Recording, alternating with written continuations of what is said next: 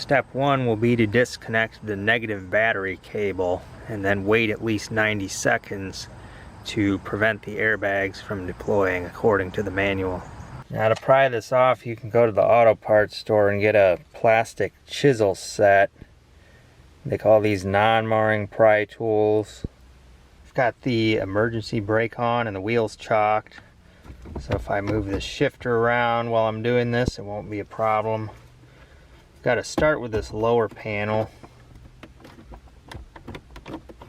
And what I'm doing is I'm prying here and I'm pushing this way. That gets that lower panel off. And you can disconnect it from the upper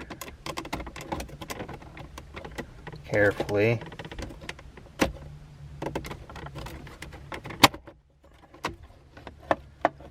Now, this upper panel originally had a screw here and another screw back here, but a previous owner or mechanic lost those screws.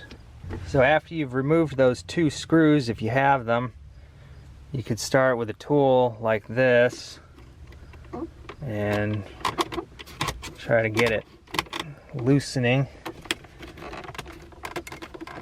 Don't put too much force on it. It shouldn't take too much force.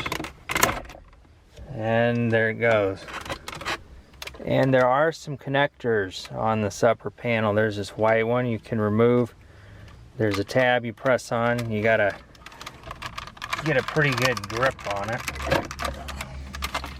It's not the easiest connector to get off. And then pull. And the black one has a little tab right here, and you just grab that and pull it out. Then you don't have to worry about damaging the connectors or damaging the wires, which is probably the more likely occurrence. Alternatively, if you don't want to mess with the connectors, you could just leave them in and carefully set that on top of the dashboard. Okay, so to actually remove the radio, well, there were supposed to be 3 screws, but one is missing there on that side, and there's 2 on the other side. I'm going to show you a good way to avoid losing hardware. I just removed this screw from up here, and now I'm going to immediately place that screw in a container, and that should help. Now the radio can come out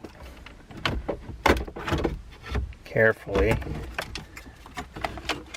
and there's a bunch of wires on the back. I actually removed some of the wires earlier because the previous owner had a bass speaker in the back and he wanted to keep that, and I didn't need it anyway. I just needed the cargo space, so I wanted to get rid of those wires, and I'll discuss how I did that later in the video. So reassembling the cover is just going to be the reverse of what was done.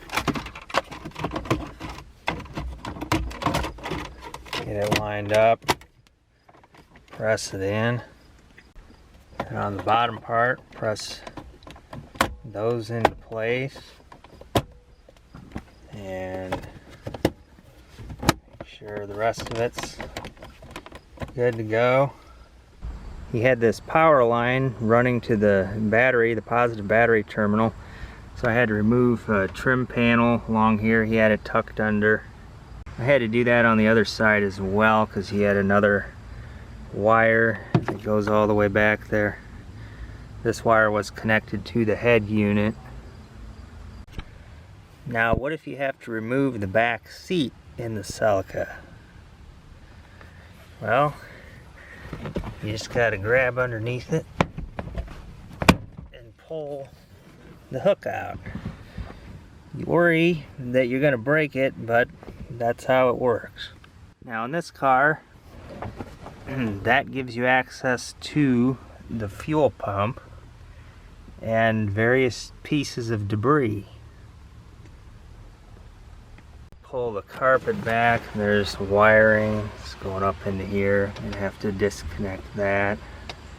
This is kind of an interesting thing here. It'd be better to crimp on a ring terminal. So this panel, you gotta first press that into there. And down under here, there's actually a little stud sticking out. You gotta press the panel into. And then this little plastic nut is screwed onto that stud. This is how those trim panels fit back together.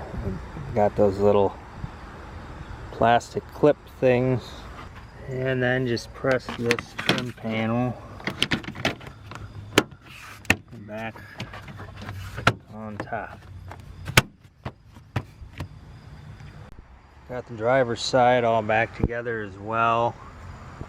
So everything's good. No more unneeded wires hanging out of the panel in the rear. And plenty of space.